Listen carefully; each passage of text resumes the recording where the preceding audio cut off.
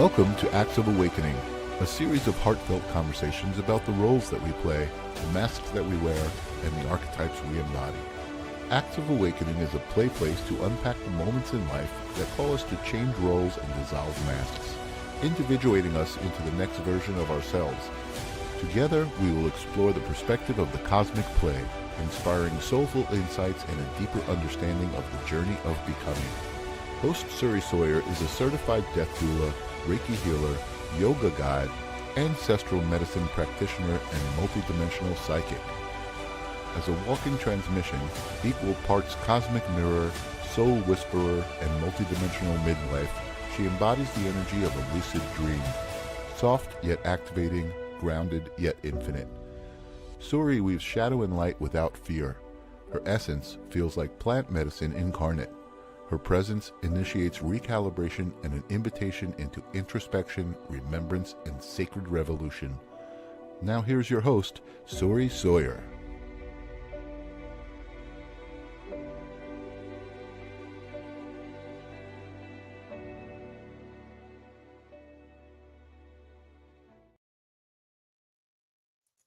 Good day, beautiful people. Thank you so much for coming on and playing with me today. I'm Suri Sawyer, and today on our episode, we're going to look at the process of initiation or individuation that each of us experience several times throughout our lives and what the stages of this looks like and feels like. As we're going through the different stages of initiation, if anything resonates with you, if you have questions or experiences, please feel free to put them in the chat. I'd love to hear about them.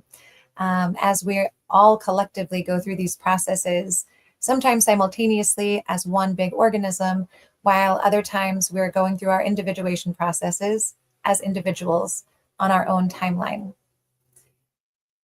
So as we are, let's see, good afternoon, Evelyn, nice to see you. Good to see you, Jennifer Rose.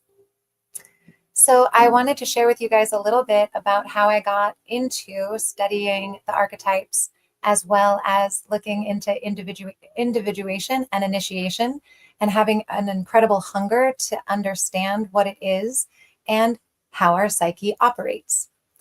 From the time I was a teenager, I had an awareness that I had multiple parts inside of me, a part that was very pure and innocent and wanted these certain things. A part of me that was a hardcore rebel and wanted to break free from what the innocent wanted to do and wanted to go do these other things. Simultaneously within me, there was an orphan who felt abandoned and alone and would crave isolation and want to be separate, while simultaneously the innocence wanting to crave connection. And all of these parts within me making it very difficult to know who I was. Who am I? Am I the part that is wanting to walk toward purity? Do I want to indulge the rebel and blow it all up? Do I want to just run and hide and lock myself in my room? What do we do with all these conflicting ideas that are presenting themselves? So around 15, 16, I decided to sit down and gather these parts within me and begin to listen to them and hear what they had to say and what their desires and their motives were. Originally, I started with 3 or 4 of these different aspects of myself coming together in conversation. And over time, this experience has grown into more parts and more pieces that are within me that collaborate together in this really fun and beautiful way, sometimes a chaotic way. And I wanted to bring forward what it is like to begin to play with, look at, and examine these different parts. As far as initiation goes, initiation could be considered another word for maturation. And initiation and individuation are often things that are queued up in your psyche to take place at a certain point in your life. Sometimes it's a subtle thing that moves you from inside, a desire that's emerging from the depths within you. And sometimes it's a big life change, moving you to change from an external perspective, causing sort of like a force or a pushing you off a cliff of a sort that requires you to address the structures that you've been running your life from and through up to this point and disassembling them, which is a big and beautiful process. And when we're done looking at initiation, I'd like to take the opportunity to introduce you to what I consider to be my most primary archetypes. And I even made some graphics for you guys. So stay tuned for that until the end. Hello, KB. Kelly Brickle, if you would start the PowerPoint, I would be so grateful. All right. So the process of individuation. I love that the word is individual. Most often in our individuation processes, it's a time where we can feel incredibly alone, because just like birth and just like death, it's something you come through the portal by yourself and you leave through the portal by yourself. And as you are going through initiations, you can have scaffolding and support, but the process, because it's taking place within, no one but you can be there for it. It's you and you and you working together through the process of maturing and growing and actualizing yourself on this incredible planet Earth. All right, next slide. So the individuation process, you can see here, we've got the caterpillar to the butterfly process, and the individuation process is extremely similar to this process. And we've all seen this, and I'm sure have used it as analogies for so many other different parts of our lives. So the individuation process is a psychological journey towards self-knowledge and wholeness. It's important to realize that all of these initiations, maturations, and individuations are processes by which we're becoming more whole within ourselves. This is why oftentimes it feels like there's a big breakdown, because in order to become our whole selves, we need to break down structures that are limiting certain aspects of us from emerging. Also, these processes do bring us into deeper states of knowing ourselves, not necessarily our personalities, but the true self, the one that's within, that is witnessing all of these changes happen. And that one within, hi Lynn, that one within is never changing. It's a constant. And so that one within is witnessing these changes taking place in and around you. The process of initiation involves integrating the conscious and the subconscious aspects of ourselves so that we can see our true nature. So when we've got our conscious self, like the part of me that's talking to you right now, and then I also have this big, beautiful ocean of things underneath the surface in my subconscious. Sometimes there can be a subconscious thing operating, a system that's operating within you, driving thoughts and actions and behaviors. And sometimes you'll think, well, that's so interesting. That's not really me. That doesn't match up with the personality of myself that I know. That is a subconscious aspect that's knocking at the door saying, well, it is you. Otherwise, you wouldn't have behaved that way, spoken that way, or acted that way. So it must be part of you. So how do we get it out of the shadow where you're not so aware of it and forward into the conscious self where you can actualize it into this 3D world where it can be shared with others through art, through music, through poetry, through conversation, and more. So the individuation process or the initiation process, hi Bernadette, has a few stages. So we're going to go through those stages now. And stage one is the stage called separation. Kelly, thank you so much, sweet darling. I hope you guys all really enjoyed also that I made a PowerPoint. I was really feeling in my teacher essence today as I was creating this. So in the process, the first stage of individuation is the separation. It's the rupture. It's when the status quo that you've been operating by simply cannot proceed any longer. So the individual begins to recognize the difference between their ego and their unconscious, and often experiences a sense of disconnection from their previous identity. And this can also be seen as when the operating system that you've been utilizing is starting to become loudly dysfunctional and must be transformed. So what brings on this separation experience? Hi, Ronnie, good to see you. So the separation experience or the beginning of initiation can come when there's like a change of career, when you have a breakup a loss of a family member or a loved one, these, or graduating from college and starting to go into the workplace, this can start to happen when there's a major significant shift in the outer physical world. And the version of you, for example, that was in school, but now is leaving school to go to the next place, you're not ever going to return to that way of being again. So life is forcing a shift within you and around you and in the matrix of the life that you live. Similarly, when we get these little waves of desire or a new passion emerging from somewhere inside. So we're full of secret desires and secret motivations, not secret as to they're bad, they need to be hidden, but there are things that just emerge when it's time for them to emerge. So you may have a new passion or desire or urge start coming up from inside. Oftentimes, these passions and these urges that develop from the inside contradict in a very real way the persona that you have been building for yourself. And so there's this period of time where you're slowly disassociating and separating from the mode of operating that you've been used to. And this can be jolting, and it can feel oftentimes like betrayal of life, you know? Sometimes a secret desire comes up from the bottom inside somewhere, and our own desire can feel like a betrayal to the persona and the creature that we have been playing. A really beautiful example of this process for myself is realizing that for me, living in like a suburban area with a house and a lawnmower and having the family and the picket fence was no longer what I actually wanted.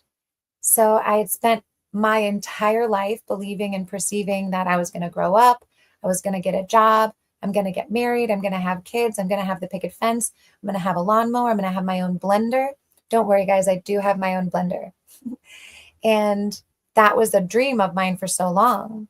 Then this desire started to arise from inside of me that said, but there's so much world to see. There's so many experiences to be had. There's so many people to meet. There's so much sovereignty to develop within you. There's so much in the world that's outside of this small dream. What if we went and tasted it? So as that desire started to rise and emerge, it terrified all the parts of me that I was constructing in order to be a good wife, a good mother, to run a good household, these sorts of things. And so my entire personality was threatened by my own desire. And this period of time caused me to start to separate from that pure idea of the prescription, I would say, that I was given from childhood. And this takes us to blenders needed. Kelly Brickle, blenders are needed. All right. The next stage of individuation is one of my favorite to talk about because it's this stage in particular where I rely on my scaffolding and my support system. And I love to support other people in this particular period. So this is the liminal space. This is the threshold or the doorway. And as you can see here in the image, it is the actual cocoon or the pupa of the experience. So in this period, the second stage is where a person starts to explore the unconscious and starts to confront their own fears and encounters archetypes and symbols that challenge their understanding of themselves. And so this is a place where it's difficult to make decisions because you don't really know who you are. There's conflicting desires and information about how to proceed and move forward because an old structure is falling away while a new structure hasn't even formed yet. You're literally just becoming a kind of liquid. In stage one, you're a caterpillar and you're like, I'm a caterpillar, but I perceive that something in me is shifting. So I'm going to hook up to this tree and start to flip myself literally inside out on myself. Then once I've fully flipped myself out, that's funny, I'll turn into liquid where I have no form. And I don't know in this place what it is yet that I'll become. And I'm curious, Kelly's working the liquid. I'm curious if anyone can resonate with the experience of going into a state where it's liminal. It's like a winter of the soul. It's when it's not time to make decisions. It's stop, wait, and rest. It's not time to create anything right now. Right now, it's actually just naturally let the psyche disassemble and let these new feelings start to emerge, and don't try to tell stories about it. It's the stories that we tell about the liminal space that make it more challenging and a production of anxiety as well. Most definitely, winter periods are scary. Yes, winter periods are scary. I'm curious also when caterpillars are going through this stage, if when they're turning into liquid, if they feel afraid, and if they also don't know what's going to happen, and if it feels like sure death for them in that moment before the transformation hits. Bernadette, you're going through the liquid stage now. Thanks for going liquid, babe. And this brings us to our next stage in the process. The third stage of the process of individuation is when we start to integrate those two things, the previous structure that we were operating from, the things that emerged in the subconscious that want to be developed and expressed. So the unconscious material is being acknowledged and incorporated into the conscious self, leading to greater self-awareness and balance. Oh, it is painful, Bernadette. It's interesting to me what this human experience can serve up as far as pain and anguish and the forced releasing of attachments, whether it be to something that's physical in the world or attachments to ways that we've shown up in the world or ways that we've been. Thanks for doing the work, Bernadette. As we integrate, something that's really important about integration is that it's not usually done in isolation. Integration is something that takes place as life unfolds. You really only know that you've shifted because you're having interactions and encounters and experiences, and you're having the opportunity to get to witness yourself show up differently. In this, I'd like to share an example of going through this process and then starting to integrate these things. So in relationships, let's say that we have over a lifetime, we have these different friendships, and somehow in every single friendship, inevitably this same discord comes up. There's this same trigger. And for me, it was a really interesting trigger when social media started to become popular. I had a really core, close group of friends, and we shared everything. And then there was this new thing of social media coming forward. And I remember sometimes they would share really significant life changes through Facebook or Instagram. And that's how I would find out. And I would feel so hurt. I'm like, how did I find this out from the internet, but not from you directly? And so it brought up for me feelings of betrayal and abandonment and not feeling special and not feeling important because I have to find out with everyone else this really amazing thing that just took place in your life. So this happened with certain friends, and then it happened again about a year later. It happened again about a year later.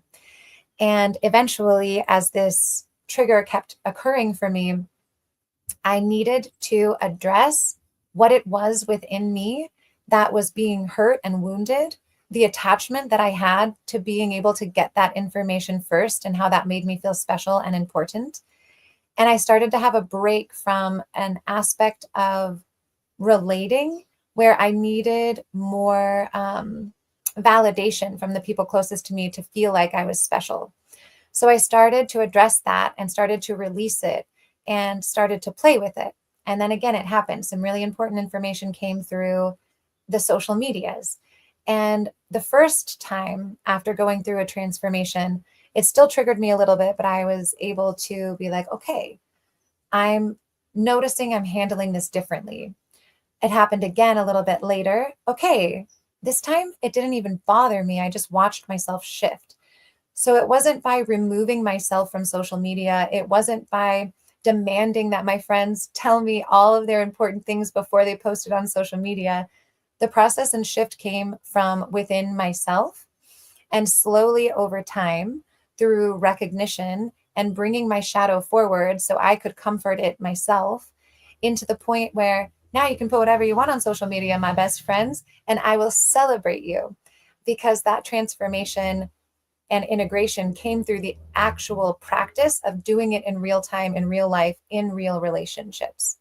So the way that you know that you're integrating those shadow parts and allowing them to become part of your new persona is by real life encounters and interactions, and getting to witness yourself slowly change in the way you interact and behave with the content that life is bringing you.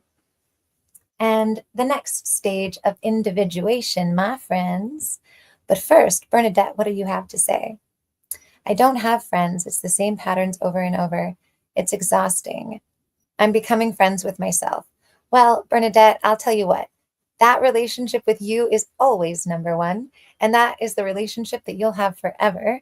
So I'm really glad to hear that you are pouring some love into becoming your own friend. And I would imagine that there are people that are around you that love you so much. And I wonder if it might be time to just start to open up to that idea that you are loved. So the fourth stage of the individuation and the initiation process is rebirth and transformation. The individual undergoes a symbolic rebirth, shedding the old patterns and emerging in a more authentic and unified sense of self. So as you've gone through these individuations, there really is like this moment, this period where it feels like you've birthed yourself anew. And it's wonderful, especially after you've gone through kind of a shocking, oh no, something needs to change in my inner world and in my outer world. I'm going through an ego death. The persona I've been living under is crumbling, to the liminal space, which is like winter, and it's cold. The ground is cold. You can't plant any seeds. All messages say stop and wait while you're in liquid. There's no form for you to take yet. And then starting to practice with life what this new form might be as new desires are becoming solidified. And then at some point, there's enough solidified that you can fly and you can take this thing out into the world and show it off. What did I learn through this process of allowing myself to turn into a liquid puddle? What's funny about this part of the initiation process is that oftentimes people come into their moment of rebirth and they're like, bam, baby. And they run around with what I would call maybe the magic bullet syndrome, which now they feel this new aspect. It can do everything. It can do it all. And they come forward with a very strong ego around this new development within them. Something that's so important about this period is to be in celebration, but also remain in curiosity and humility. Because just because you've been through this initiation and now you're reborn, stay humble, because there's always another one on its way. Thank you, Jennifer Rose. And then this takes us to the final stage of the individuation process, which is the return, to recenter, bringing the new personas into everyday part of your life.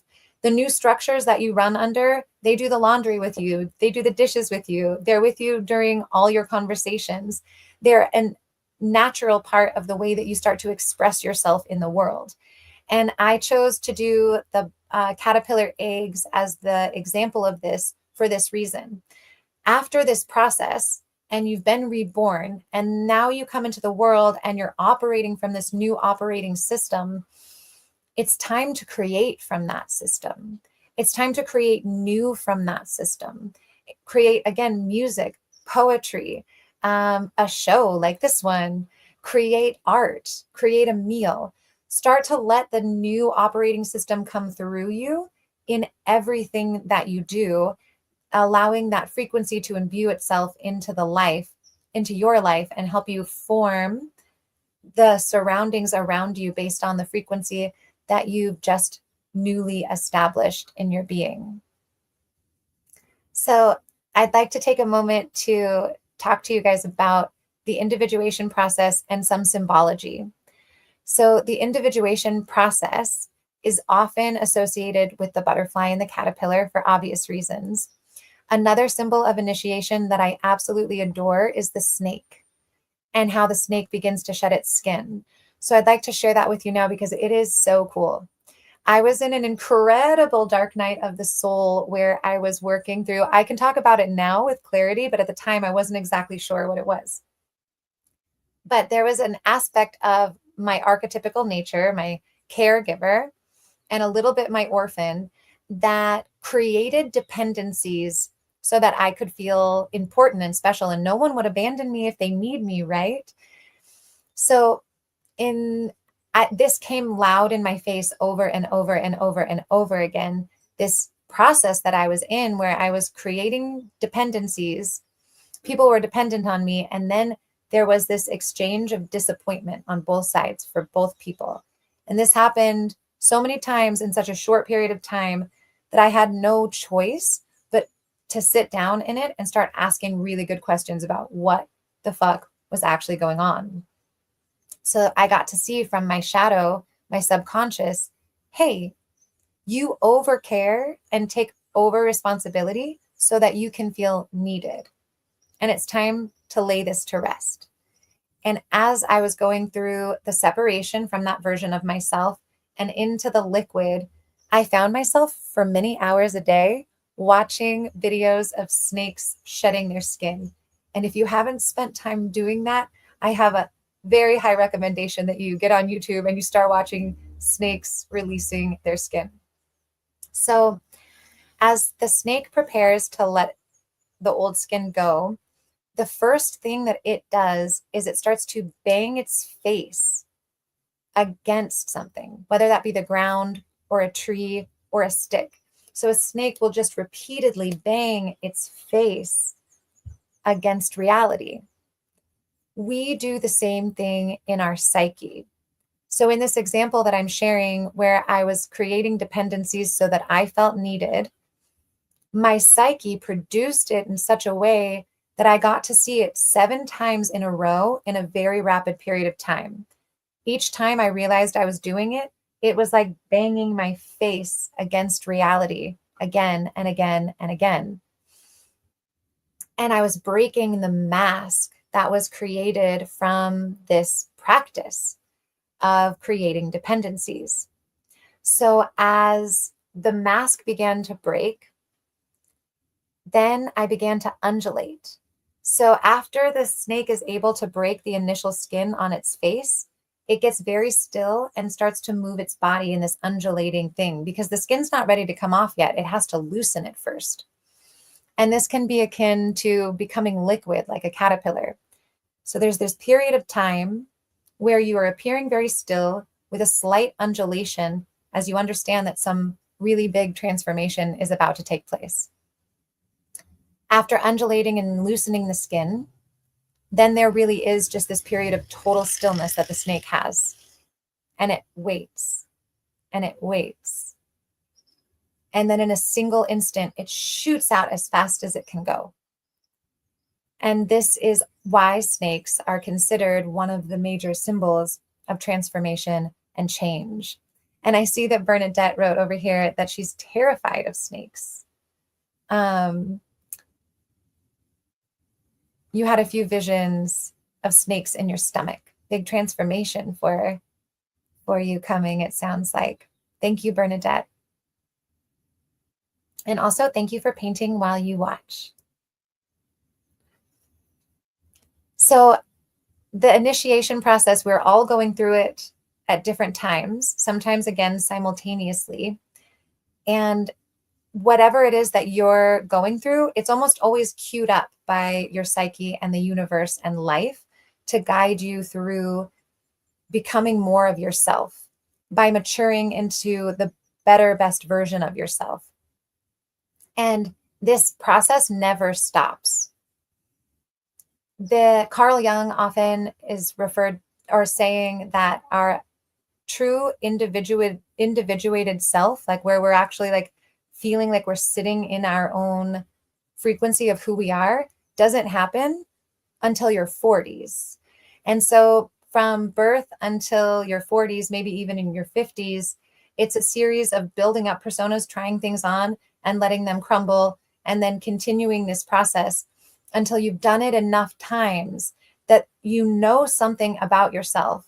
And it's more of the internal, never changing thing that you are starting to get to know better, and understanding the personas that you wear as an extension of that inner soul and that inner being. So that is the process of initiation and transformation and individuation. And now I'd like to introduce you guys to some of my archetypes. As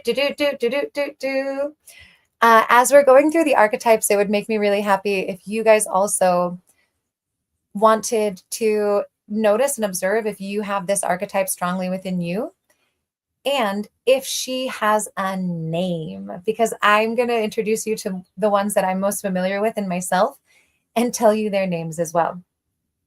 So the innocent archetype. The innocent archetype embodies purity, optimism, and a desire for happiness and safety. It seeks to see the good in the world and to foster a sense of hope and trust, often representing freshness, simplicity, and a belief in the inherent good of all of life. The innocent, what a sweet character on the scene. So the light sides of the innocent archetype are optimism and hope, innocence and purity, trust and faith in others, childlike wonder and curiosity, a desire for happiness and peace. And just like all the archetypes, there are shadow aspects. So the shadow of the innocent is naivety and to be gullible, avoidance of reality, and difficult truths, because difficult truths are not peace and happiness and safety, right? Denial of problems and challenges. Let's just shove the dark stuff in the back so we can remain our delusionally optimistic selves. Overly idealistic and escapist tendencies. Vulnerability to manipulation. One that's not written on here is the innocent, and I feel this one super strongly. When I fall out of feeling like the world is good and having a lot of hope for myself and life and society, it's one of my biggest fears that I'll never get it back, that it's just gone forever, because I love feeling this way. Each archetype brings a gift to humanity, to society, and to us as individuals. The innocent archetype inspires hope and renewal and a sense of possibility. It encourages others to see the world with fresh eyes, fostering trust, optimism, and a belief in the potential for goodness and new beginnings. We love the innocent. So now to the next slide, you guys can meet my innocent. I call her Rainbows. She's been named, I know, Jennifer Rose, I was thinking of you when I was putting this together. So this is Rainbows. And a quote you might hear me saying often when I'm embodying this archetype is, let's just believe everything will turn out great. Oh, is that a problem? Like, doesn't seem like a problem. The world is beautiful and everything is always working out for our good. Pardon me. Yes. So the innocent within me is incredibly strong. And when I'm operating from my innocent place, it's very interesting. I feel like she needs protection, and she needs to be looked out for, even by other parts of myself. Because she believes that the world is so good, it's easy for her to get herself into a little bit of trouble, because nobody wants to hurt me. Nobody wants to manipulate me. Everyone is here for love, right? And so I have to be careful, because that's not always the case. So sometimes that naivety can get me into certain situations where I'm like, at a party talking to someone and I'm thinking, oh, we're having such a good time. And I walk away and they were like, no, he was totally flirting with you. And I'm like, no, he wasn't. We were just playing. But that's not the case, right?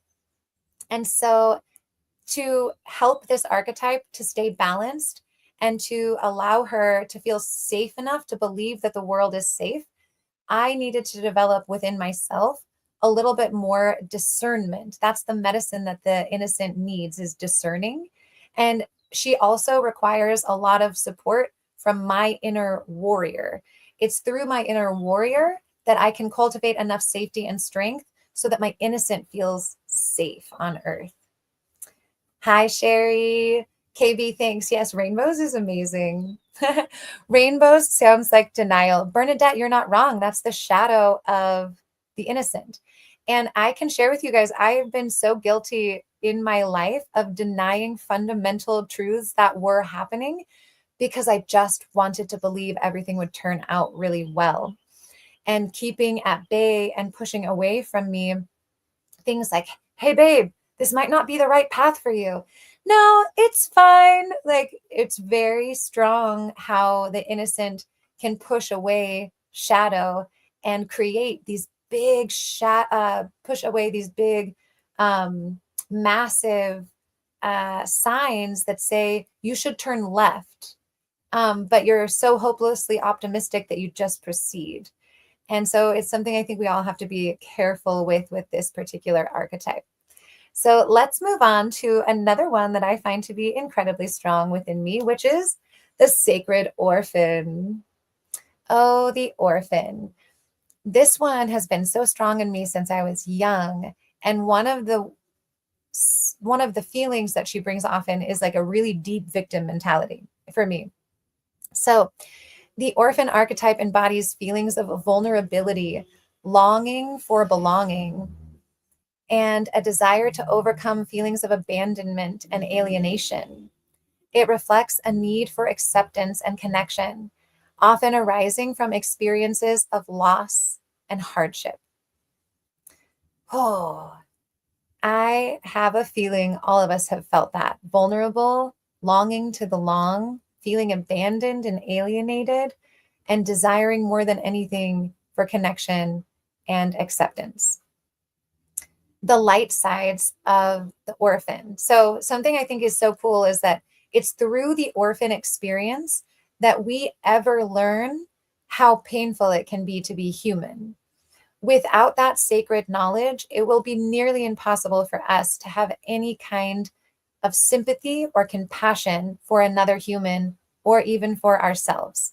So as challenging as it can be to move into the orphan energy, it is the seed seat of being able to have authentic compassion for the human experience. And that's part of its light side. So empathy and compassion for others who are struggling. The orphan is resilient in overcoming adversity. It has a desire for genuine connection. There we go. Genuine connection and belonging. Humility and authenticity and courage to face life's challenges. The shadow aspects of the sweet orphan are feelings of abandonment and loneliness, the victim mentality and self-pity, fear of rejection and exclusion, cynicism or mistrust, a tendency to feel disconnected and hopeless. And the unique gift that this archetype brings out into the world, the orphan archetype fosters deep empathy, compassion, and solidarity. It reminds others of the importance of belonging, encouraging support and community, and helping to heal wounds related to rejection and loss. What I love about presenting these two archetypes, the innocent and the orphan, is that really they're two sides of the same coin. And the orphan is almost born from the innocent, and the innocent being in such a state of sometimes delusional happiness that it has nowhere to go but into the depths of the victim mentality and feeling isolated and not being able to trust anyone. Because if you open up and you say, everyone's trustworthy, and then someone bites you, boom, you retract. So this is essentially the retracted state of the innocent. Now I'd like to introduce you to my beautiful orphan. Her name is Rebecca. And I chose this name because as a child, my grandmother had this movie that we watched. It was called Rebecca. And in this movie, the woman was being alienated and ostracized and playing a really strong victim role. So I chose Rebecca for that for myself. If we could go to the next slide, Miss Kelly Brickle. There she is. Hi, everyone. Meet Rebecca. Something that you might catch me saying often when I am in my Rebecca state is, no one's here to catch me when I fall, so I have to get up and keep going. And that is for me what this archetype feels like, getting pushed into a corner of a depth of sadness, isolation, and loneliness that you have no choice but to individuate and turn it around and start to step forward for yourself. When this state comes on for me, I am in a constant state of asking myself, do I want to choose love or fear? Do I want to choose love or fear? Where am I going with this feeling right now? Can I step into greater love? Or is the fear going to drive my decision making? And if you guys can see, I've got a box of tissues there for myself. And then in the bottom corner, there's a hand holding a new sprout, because it's from the depth of this place that something new is born. And oftentimes the initiation process actually starts with this one. It's the orphan archetype within us almost always that's going to take the hero's journey. So thank you, orphan, for always being down for the adventure. Aha, Bernadette, you've got the orphan in you too. Bernadette, what would you name your orphan? That's what I need to know.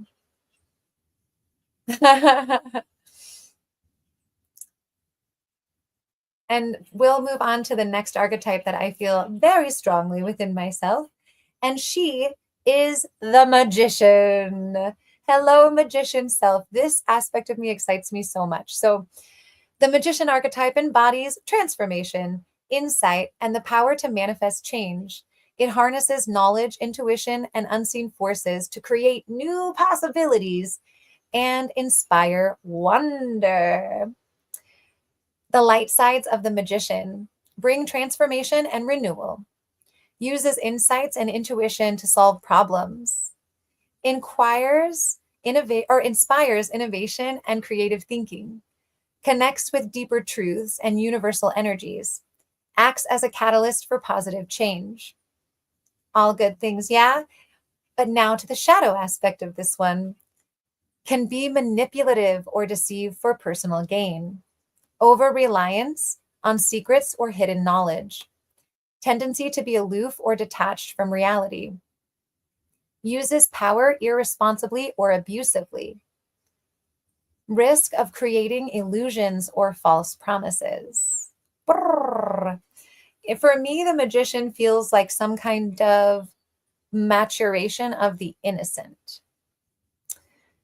And the unique gift that the magician brings forward into the world and into our collective, the magician offers the ability to transform challenges into opportunities, inspiring growth and innovation. It empowers society to tap into unseen potentials and foster creativity and manifest visions into reality. And now I would like to introduce you to my magician. Her name is Satprem.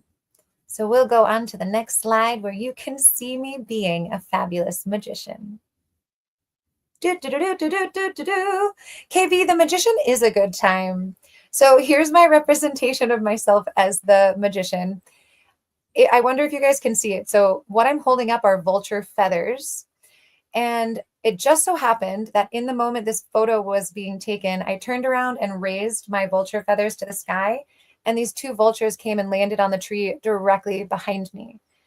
And on this particular day, I was doing a lot of clearing of dense energy. I was asking all this dead energy just to go, clear. And that's the medicine that the vulture brings, is to clear away what is dead and no longer needs to be here. And I was in such a state of alchemizing my own being and the region around me that everything organized, even nature organized on my behalf to have this moment. Something that you might hear me say often when I'm in this archetype is magic exists all around us. You only need to open your heart to see it. And the truth of the matter is almost everything takes place in the heart. It is the place of magic. It is the place of alchemy. It is the place where all things can be returned home. It is also the place where most of our most beautiful aspects of potential persona creation come from the heart. I also really appreciate that the heart is a space within us that is completely free from definition. You can't define this place. It's indefinable. And the moment you would want to start to talk about it, you lose it. You can't actually talk about it. And that's why on this one, there's also these symbols, because the subconscious is often talking to us through symbols. The universe is often talking to us through symbols. Our spirit guides are often talking to us through symbols.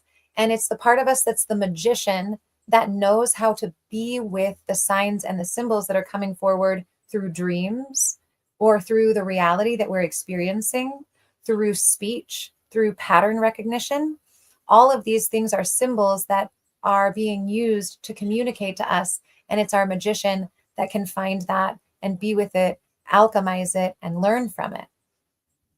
Oh, I love this one. So the next archetype that I'd like to introduce you guys to is another one of my favorites. And this one is called the Sacred Jester. You can relate to all of these. Yeah, Jennifer Rose, I have a feeling we have a lot of overarching primary archetypes. So the Jester is another one of my favorite ones, because if you're not laughing at this hilarious thing called life yet, what are you doing? So the Jester archetype embodies humor, playfulness, and the ability to bring joy and levity to life. It uses wit and spontaneity to entertain, to lighten moods, and to challenge seriousness. The light side of the Jester promotes joy and laughter, encourages spontaneity and fun, uses humor to heal and to connect. Lightness lightens difficult situation and inspires creativity through play. Michael's in, you can relate to the Jester. The shadow side can be frivolous and irresponsible. It can use humor to mask pain or avoid serious issues. It's disruptive when it's sarcastic. It may diminish others' feelings. Overindulgence in fun at the expense of responsibilities. I have never done those things, you guys. And the unique gift that the Jester brings to ourselves and to humanity and to life. The Jester brings levity, resilience, and fresh perspective. It reminds society of the importance of joy, spontaneity, and not taking life too seriously, fostering emotional well-being and creativity through laughter. Ba-ba-da-da. Now I'd like to introduce you guys to my Jester. Her name is Raven. So I chose the name Raven for my Jester because I was in a shamanic journey one day, and the woman leading the journey had us go to this place under a tree. And I'm sitting under the tree, and she says, okay, your guide should be coming, and it's going to take your hand, and you're going to go with it on this journey. And I'm waiting, and I'm waiting, and I'm waiting. Everyone else already has their guides. And the woman guiding the ceremony was just waiting for my guide to come, and it was taking its sweet time. And all of a sudden, this raven bird wearing a Jester hat comes like waddling into the space with so much swagger and hilarity. I was like, you're my guide. This is going to be fun. And I went through the whole shamanic journey, which was supposed to be incredibly serious as we were accessing secret gifts within us. But my guide was this hilarious raven. And the whole thing for me turned into this comedy, and it felt like there was this laugh track in the back. And the overarching message of this deep shamanic journey, where I was uncovering some of my greatest gifts, was the laughter and the humor of it all. So something to be said about this too, the light and the shadow of things. As I bring my inner council together, as I bring the innocent and the orphan and the magician and the Jester together in council, I bet that you can imagine the Jester's medicine is nearly never met well by my orphan. Because the last thing that my orphan wants is to have its intense feelings downsized and belittled by the humor of this other part of me that is like, hey, but I know that happened. Can we laugh about it yet? Because it's funny, right? If I bring this medicine in too quickly toward other parts of myself, it's actually really agitating. And I've also learned this just in the world in general. You got to wait for the humor moment. It's not always the right time, but when it is the right time, it's the right time for a good giggle and for some good laughter. I also witness that this jester gets along super well with my innocent. The two of them can buddy up on the couch for a super long time and just giggle and laugh and have these hysterical conversations about me, about what I'm doing. They're like, isn't it funny the way she brushes her hair? That's great. Isn't it funny that what she just said in that conversation? Oh my God, she's funny to watch. Things of this nature. It's really fun to allow my jester inside to have a dialogue because I make myself laugh all the time. I also find that the jester, my raven aspect, is a very good ally to my magician because the part of me that's a spiritual alchemist, the part of me that's alchemizing the physical world, alchemizing my shadow and light aspects inside of me, it can take that on so seriously and actually deaden my capacity to be as strong as I can be on an alchemical level. There's something incredibly magical about taking the seriousness of spiritual alchemy and adding a little bit of raven, putting the jester hat on the magician, and allowing it to come through laughter and joy. I feel like when I'm able to access those things and pull them together, the way that my alchemy can travel and radiate, it's much more powerful and much more expansive. My jester sees all the world as marvelous absurdity because, Jennifer Rose, it is marvelous absurdity. It's a great big joke. You can often hear my raven saying, "Why so serious? This is a cosmic joke." There is a punchline in every single moment. For myself, when I greet moments of feeling like a lull or a winter, which are natural and we all need to go through them, and sometimes it's difficult to pick ourselves up out of them. But when I'm able to access my jester in those times and bring her forward, all of a sudden there's this break in seriousness within my psyche that allows me to navigate in a much healthier way. Now, what's interesting about this is it's not the innocent, because when I'm going through something that actually is serious, the lightness and the levity of the innocent might be too pure, if that makes any sense. But there's something about the jester where it's gone past a sense of purity, and it will make fun of anything and everything. Even the darkest season that you might be in, it's able to access with you what's funny about it in this moment. So these are my main archetypes that I witness playing out within me. And these are the names that I've given them. So here is my homework for you, if you choose to accept it, is to start to identify in you. You can use these if you want to and be like, do I have an innocent? Do I have an orphan? Do I have a magician? Do I have a strong jester? And if you resonate with any of these, take a moment to give it a name and let it present itself to you so you can get to know it better. One of my favorite ways of using this information is in relationship.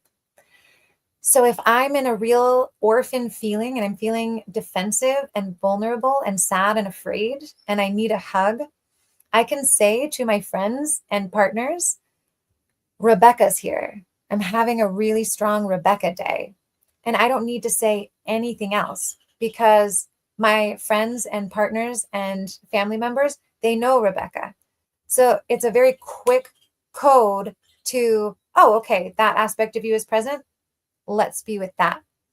Likewise, hey, Sat Prem is here. You guys want to sit down and like pull cards and be little magicians and really feed the Sat Prem within us? And it's a code word for entering a state. And you can invite other people to enter it with you.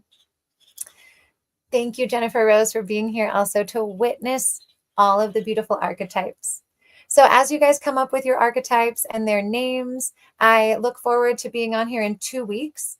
And you guys can share with me the names that you have come up with for the different archetypes that you're running through your system and which ones really resonate with you the most.